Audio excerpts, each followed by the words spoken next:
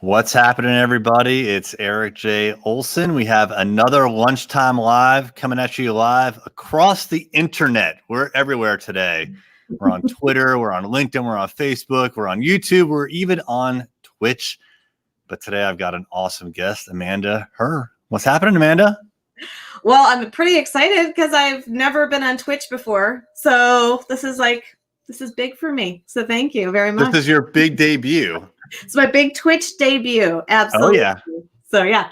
Well, cool. Yeah, we've been broadcasting at Twitch for a little while. I think we need to maybe put a little more focus in there, but I think it's a great platform. And everybody's live these days, you know? So we just recently got LinkedIn Live ourselves, which is awesome.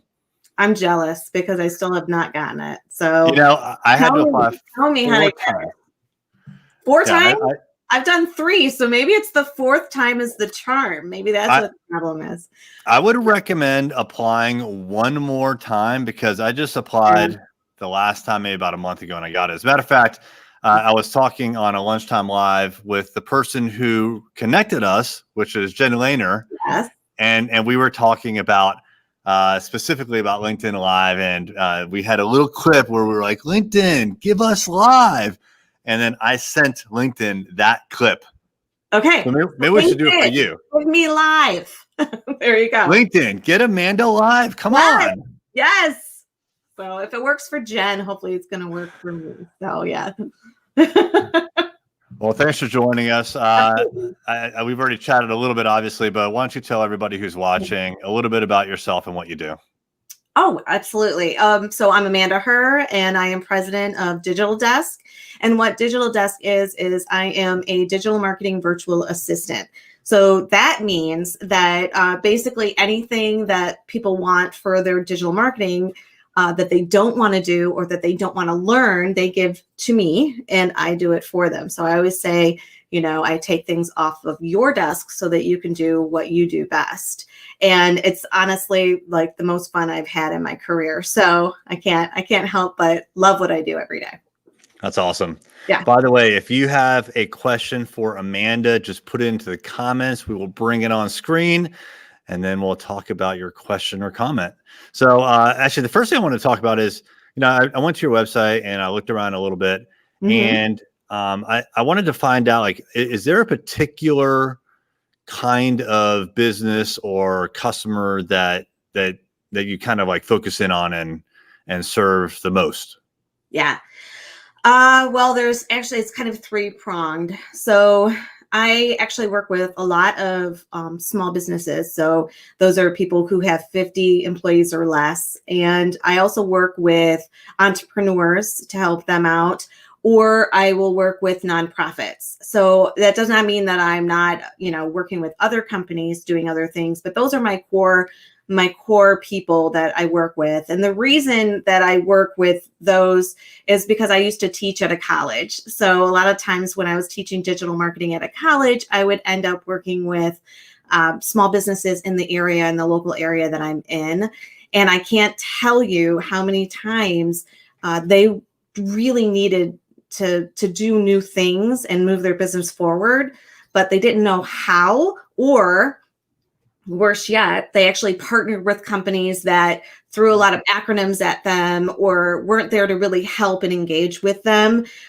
So they ended up spending money they didn't need to spend. So I want to be the one that can bring the experience that I have to them and help them, because these are people that are feeding their families off of what they make and what they do every single day. So whether you're in Michigan or across the US, I want to be the person that can actually help you grow and help you keep going. And it makes me feel good every single day if I can do that. So same with nonprofits and same with entrepreneurs as well.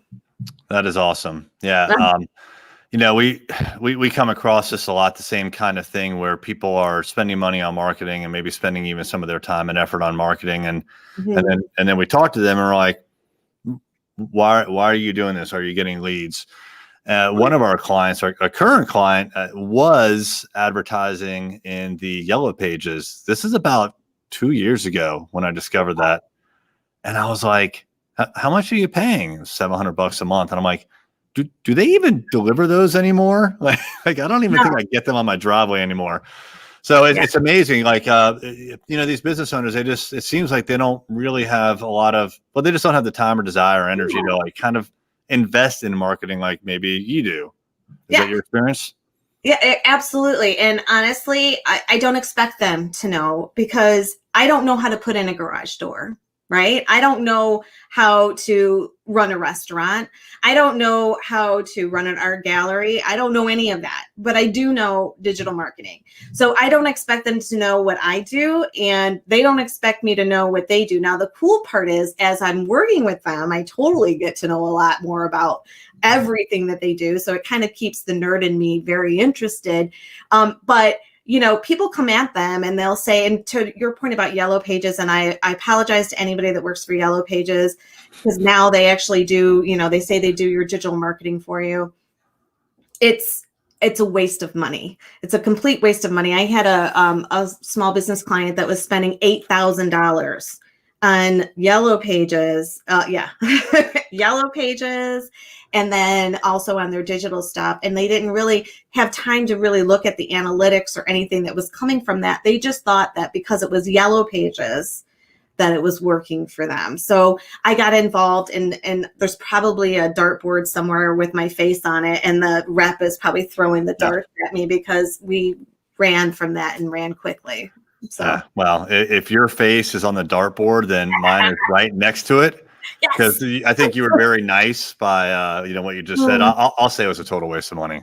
But there are a lot of traditional marketing strategies and advertising strategies that I still think work, even though I'm a digital marketer and live in a digital world. Right.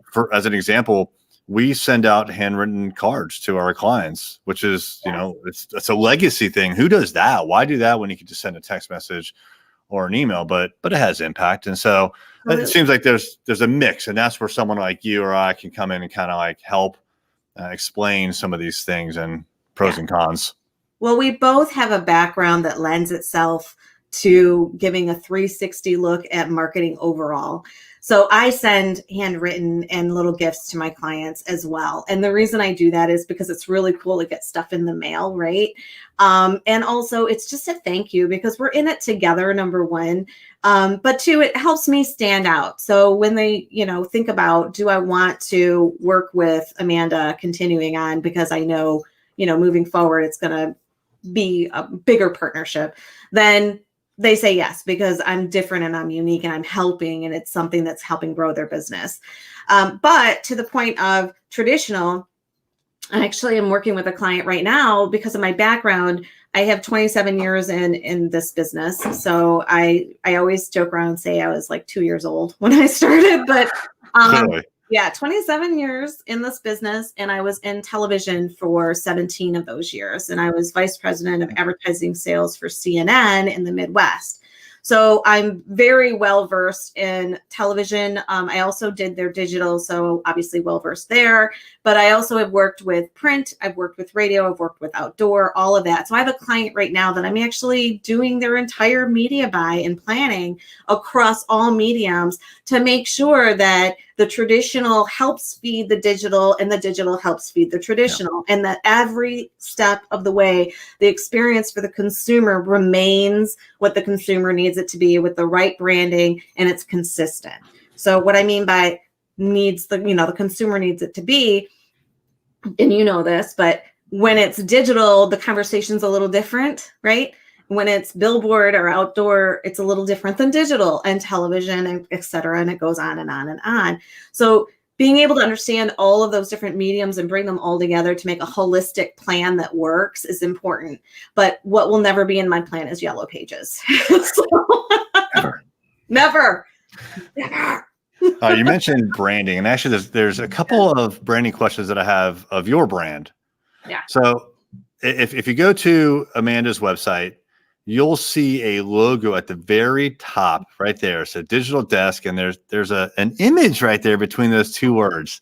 It looks an awful lot like you. That is me. So can you explain? I think it's gutsy to do that, because I think sometimes when people create a a company brand, they almost want separation between themselves and the company brand. But you have your face right there. Yeah. What was the rationale behind that? And is that something you did right away, or did you kind of like grow into that? Yeah. Well, when I first left CNN, I thought that I was going to do something different than I'm doing right now. So if you look at it that way, right away, no, it wasn't built on me. But when I pivoted towards marketing, because that's my passion, and I pivoted towards what I'm doing now with Digital Desk, I've always built it. So my company's had a couple of different names, but every single time it's been built upon myself. And the reason for that is because basically the people that are working with me want to work with me because of my background, because they know I care, because they know that I'm going to be, at the front of any type of need that they possibly could have when it comes to marketing. Even when I have a team, and I do have a team that works with me, they know that I'm behind that team 100%. And that I will only hire people who are really strong and have the same passion that I do. So building my brand around me made a lot of sense. So people don't necessarily always look for Digital Desk, but they will look for Amanda Herr. So making sure that, that was part of it. And then the second part of it is, in digital, faces are really important, right? Real people are really important because it's all about the person behind the screen. So building my brand around my face, Literally. literally, and building my brand around myself made a lot of sense from that standpoint as well. And I have to give a shout out. My friend actually designed from scratch that little kind of like Animoji that I use in my logo. So yeah. That's very cool. No, I like it a lot. I think there's a lot to be said about the personal brand that goes into and feeds a company brand. So as an example, right now, we are broadcasting on my LinkedIn for Eric Olson, but and I submitted for Eric's LinkedIn to go with live, not with Array Digital's, because we've noticed and we see it across the board that the personal brands get a ton more engagement than the actual faceless corporate brands. Absolutely. There's a place for those too, but it just doesn't resonate quite as well with the audience. Mm-hmm. It's so true, especially on LinkedIn. I have a company page and it's growing, but I have much larger following on my LinkedIn personal, and that's because it's been around for so long. I mean, my LinkedIn profile was there when LinkedIn was just a digital resume, so it's now a little bit more lively, hopefully, than back then. But yeah, we'll send you the little snip from before where we're like, yeah, get her live. Yes, please. I'm only going to put that on there. Oh yeah, absolutely. Yeah. All right, I've got one more question, and then we'll go over to the comments and questions from the audience. So if you ask something, hang on. We're going to get to that real quick. All right. So the second thing about branding that I wanted to ask you about was you've clearly positioned yourself as a digital marketing virtual assistant, but you just mentioned a few minutes ago that you have 27 years in marketing, and you've worked for some big brands like CNN. Yeah. And so you could very clearly brand yourself as something maybe with a little more panache, right? Like outsourced chief marketing officer, or something like that. Right. And I'm sure maybe you did that before, but I'm sure that it was very deliberate when you branded yourself as a digital marketing virtual assistant. If that is the case, why was that? How did you get to that point? Yes. Well, the reason I did it, well, our mutual friend Jen actually brought it up to me, but the reason why I decided to do that is because I think that when you say you're like a virtual CMO, or you say something that's a little bit more, I guess the best term I could think of would be highbrow, is for me, I feel like my target audience wouldn't necessarily understand what a CMO is. But then also they wouldn't necessarily think that I would be for them. I wanted what I do and the way that I portray myself and the way that I brand myself to be very accessible. And I wanted it to really reflect who I am. I am a very laid back person. I'm someone who like what you see is what you get. I'm about authenticity. And I wanted it to be where if someone saw it, they would feel connected and feel like I could hang out and chat with them and that they wouldn't be nervous to talk to me and tell me what they needed. So saying that I'm a digital marketing virtual assistant, to me, helped them feel more comfortable with who I am and my brand. So awesome. So yeah. that is a really, really good example of tailoring your message to your audience, right? So first you have to define your ideal audience, your ideal prospect, and then you need to speak in their language. So yeah, I think you're right. If you were going after Fortune 500 companies, you'd want to be outsourced or auxiliary CMO or something like that. Something cooler. Yeah. All right, cool. Let's jump into a couple of comments and questions here. Let's see what we got. We got a few. By the way, I do have to mention, Eric, if I keep looking down, it's because I have this puppy that is chewing on my foot. We have a puppy. Well, if you have you mentioned the puppy. Now we got to see the puppy. All right. There we go. She's very attached to me. So Nora. Nora is a Yorkie. And so she just had shots. So she's like not leaving my side. So. All right. Who has questions for the dog or about the dog? All right. Why did you get the dog in the first place? No, I'm just kidding.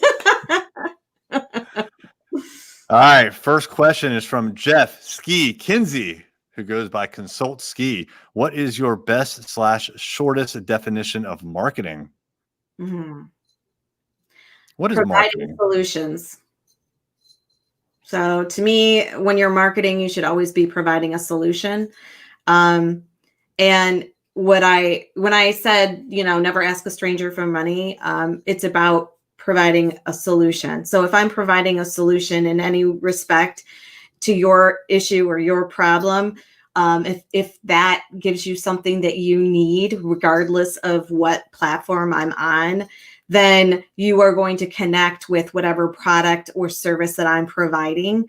And if done well, at that point in time, you are now a forever friend. But so for me, that's just the shortest one would be providing, or maybe provide solution. That's a little bit shorter than providing solution. What would you say, Eric? Yeah, I totally agree. I think it's really easy to point out problems for, in marketing. It's always about, how you present yourself and how you attract attention, how you get people to come to you for business. So it's always easy to point out problems that you think people have in their own marketing.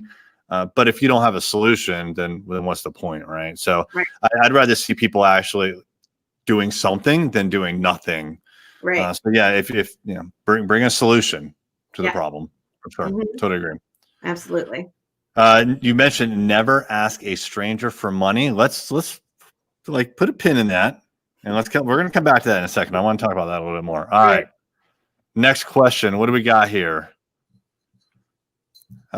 Kevin Daisy, the co-founder of Array Digital. I heard about that place. Yeah, it's a great place. Well, he has another comment in here that I saw that says, "Oh, it's the office. I haven't seen it in months." Hey, Kevin, do you still have a key? I mean, you can come back, man, whenever you want. Actually, we're all working remote. I come in for these lives and just every once in a while, but for the most part, we're all remote, and we probably will be for the rest of the year. We'll see. Yeah. All right, let's see here. Let's go back to Kevin's original question. Pinterest is not something we have much experience in. What are some examples of some successful Pinterest campaigns? I'll be honest with you. That's a great question. We have not used Pinterest as much for clients. Pinterest is not a huge thing for any of my clients. It's bigger for photographers and things like that when I talk to them, but the other clients that I haven't used it. That's not to say that we're not going to be using it. Like art gallery, I just brought on an art gallery as one of my clients, and that gallery is probably going to be using Pinterest because it makes all the sense in the world. However, I have seen photographers use it really well, but I can't answer that question because I haven't done a successful campaign, but I haven't done an unsuccessful campaign either in Pinterest. So. we looked into Pinterest here at Array Digital for a little bit, and we did some research. Brianna wrote a paper. It's on our website. And one of the interesting things that she kind of uncovered and wrote about was that Pinterest is one of the only social media platforms, maybe the only one, where they actually encourage you to leave. It's kind of like Google. Google's point is to get you to your destination as quickly as possible. So that was interesting about Pinterest. So. Well, that is interesting. And I know that they have a personal ad platform now that you can go and do your ad hoc plans and things. And for Google, it makes sense because they need more impressions. So they want you to like them. But I don't know. And Pinterest has been one of those things where at first everybody thought it was mom and her crock pot and that was it. But I have heard that it's growing for businesses. And I just have not spent enough time looking into that, only because, like I said, my clients don't tend to be the ones that would need to use it. So yeah, my wife uses it a lot, but she actually uses it to collect things across the internet. So she has the Chrome extension, and when she's on a place where she likes, I don't know, a picture or something like, or a table, like to redecorate the room, she'll pin it and she'll put it into it. So she uses it really just to like get all these things in one place. But I don't think she spends much time like browsing through there. Yeah, I would really love to see. I'm going to go to your site and read that paper because I would love to see how I personally think that they're going to need to somehow work in. I mean, everything works off of ads and impressions, right? So like if you're not getting revenue, then you're not going to be able to survive. So maybe they have a different revenue stream. But I mean, again, it's just like, it's like Twitter for me. So I'm not a big Twitter fan either. So I don't use Twitter for clients a lot of times. We are on there, but I mean, is that where we spend most of our time? No, because our clients aren't necessarily there for my clients. So I know Twitter. I taught classes on Twitter. I can do a lot on Twitter, but again, I want to see their ad model has gotten better, but I truly believe their ad model needs to get even more, more better, get better in order to start getting more revenue. So, I know they're doing better now than they have in the past, but what's the future? Yeah, you mentioned Twitter. So I'm on Twitter a lot. I really like Twitter. That's kind of like where I spend probably most of my social media time. I know our mutual friend, Jen Lehner, as well, likes Twitter a lot. It's an interesting platform. And it's also interesting that it's used by politicians and the media to broadcast their message widely, but they have a difficult time making money, or at least substantial amount of money over long periods of time. So you would think that they would be able to charge, like, as an example, a politician, charge them a monthly fee or something like that, right? Mm-hmm. Well, yeah. And then, I think that they've been trying, I think is it John Dorsey that's over there, and he's been trying, or they've been trying to come up with some sort of a revenue stream for, their stakeholders. And for a long time, their stock kept going down, down, down. So I've always been waiting for Twitter to die, to be honest with you. I know a lot of people like Twitter, but Twitter for me is more rhetoric than it is anywhere that is a good marketing play. And I think from a marketing standpoint, depending on who you are, you could play with that. But again, my clients aren't into that. So we use it, we post to it, but we're not spending most of our time. Yeah. Same here. Yeah. I want to show a comment here from Donji. It would be hilarious if Yellow Pages delivers 100 phone books to y'all this week. Yellow Pages, if you're watching, you can send it to Amanda. Like, she's got a special place for them. I bring it because it's getting fire season. And I need to make some fires in my house and warm up my family. So bring it on. I'm worried about the environment, so I will recycle them very quickly. Sorry, he'll recycle them. I'm going to put the toxins in the air myself over here. So we're in Michigan, so yeah. All right, let's talk about the current business environment a little bit. So for anyone who hasn't heard, we're in the middle of a global pandemic. COVID, not a big surprise, big impact on business. Have you seen some significant challenges either in your business or your clients' businesses? And have you had much exposure to things like these grants that the federal government, state governments, and local governments are issuing? Yes, to all of it. From my standpoint, I have seen a little bit just from because I was doing in-person workshops. So those have ground to a complete halt. But that doesn't mean that online teaching, because I also train, so it isn't going to be ramping up. But for me, that was it. Um, for my clients, I have a toy store that's a client, and they saw a complete downturn because they couldn't sell. So what they needed to do was they pivoted actually to online, and they weren't really ready for that because they hadn't taken the time. So they became my client after this all happened. So then they also started to deliver locally, that type of thing. So now we're working with them and helping them with their website and things like that, so that if this does happen again, because they're currently open, but if it does happen again, that they're going to be ready for it.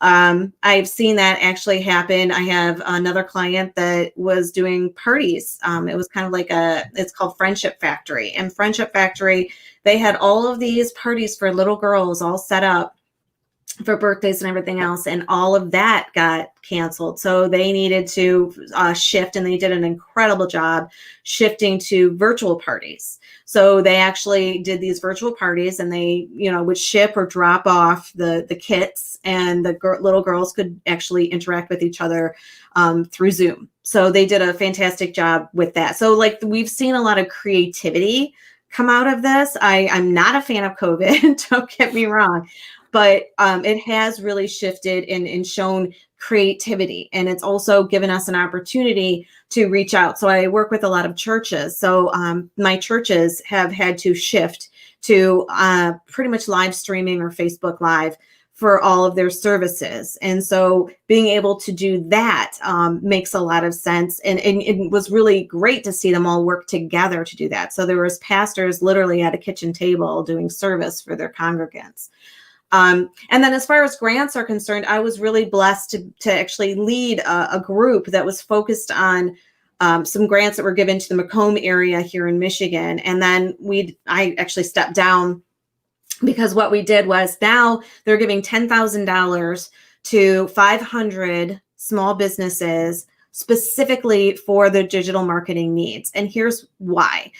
When these types of things happen, and if COVID does raise its ugly head even worse, and we go back into isolation or quarantine, we want to make sure that these people are going to be able to survive. These small businesses that I love so much, we want to make sure that they can continue on. So retail businesses, hair salons, anybody really, gyms, you name it. My friends at the Friendship Factory, my toy box people, all of them are eligible for $10,000 in order to help them, whether that's a new website, a social media platform, whatever it might be. And there's 18 of us vetted vendors. So they have to go through a vetted vendor because I was adamant.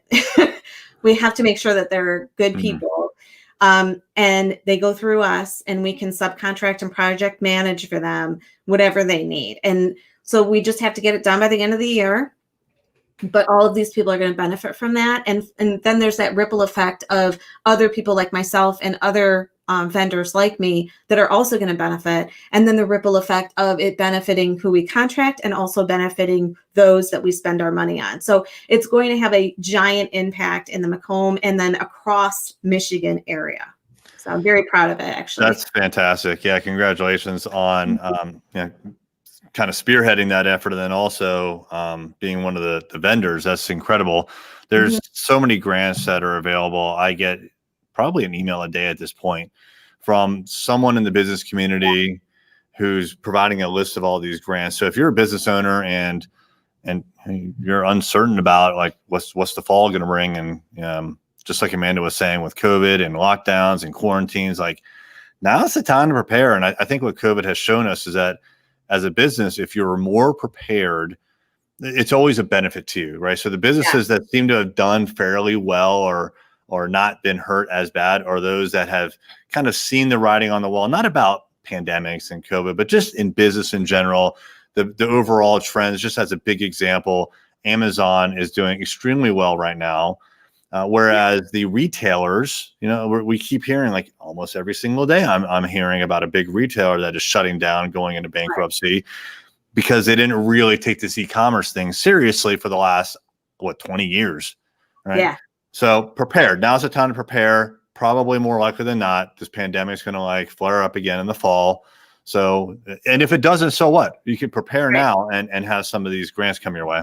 Well, here's the thing. Yeah, everybody could. There's got to be a grant out there for pretty much anyone. However, I will say it's shown a huge light, like you said, where the larger companies, you're hearing about them going out of business or whatever. It has changed. Marketing has changed. Advertising business has changed. It used to be where it was always we were waiting for people to come to us.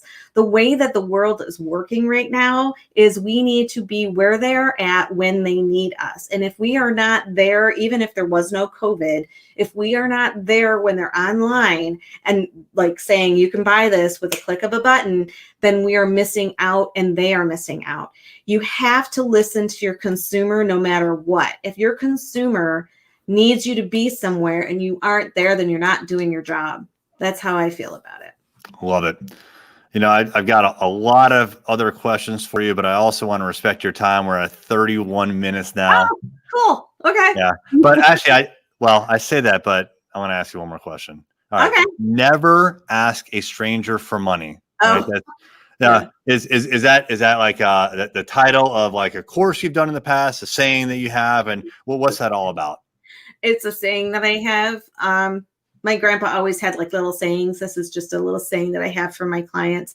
Never ask a stranger for money comes from you don't want to just put out a Facebook ad and expect someone that is going to buy it like that. You can't just, say, I always generally when I talk to people about it, I'll put my hand out and ask them for $100 and they look at me like I'm insane. And I'll say, exactly. Because you have to build a relationship. So don't expect to launch into some sort of marketing program or advertising program into a cold audience and expect like your entire world to be rocked because of the revenue that you're going to generate. You need to look at frequency as well as reach, meaning that you need to reach out to people, but you also have to talk to them over and over again. It used to take 20 or 3 exposures back in the day when there was 3 networks to get someone to actually take an action. It can go over 20 now. So you want to make sure that you're hitting that person over and over and over again. And it doesn't have to be the same message. So cold message is different than if they know who you are. Then if they know who you are, you give them a warmer message. Then after that warmer message, you give them some sort of value, like a freebie. Give them something, give them, not take from them. And then once they're done with that, you can ask them to buy something. But also make sure not to inundate them with all these automations and all these emails and all this other stuff, because then they're going to get sick of you. So long story short, when I say never ask a stranger for money, what I'm telling my small business clients, my entrepreneur clients, and my nonprofit clients is, don't just put an ad out there and ask for something. You have to tell me, because I'm the one person behind that one screen, why I should care about you and why I should stop my scroll. So, in a nutshell. Fantastic. No, I love it. That is great. All right. If people would like to get in contact with you, Amanda, what's the best place for them to go to, or how should they get in touch? You can go to my website, which is at hiredigitaldesk.com. So it's HIRE digitaldesk.com. You can email me at amanda@hiredigitaldesk.com. And I'd love to give you a free consultation if you have the time. And then also please follow me on Facebook and my lovely Twitter and Instagram at hiredigitaldesk. So thank you, Eric. Awesome. Well, thank you. So Amanda and I have a lot in common, both digital marketers, both running digital marketing agencies. Yeah. Certainly, if you are a solopreneur or a small business, so it sounds like even a nonprofit, reach out to Amanda and get that free consultation. For us, if you are a doctor, a lawyer, or home services professional, and we cater to businesses that are between about $2 million in revenue and $20 million in revenue, reach out to us and we'll do the exact same thing that Amanda does for her clients, which is that free consultation. We'll take a look at your digital marketing and give you some ideas on the way forward. So Amanda, thanks once again. I really appreciate it. Thank you very much. All right.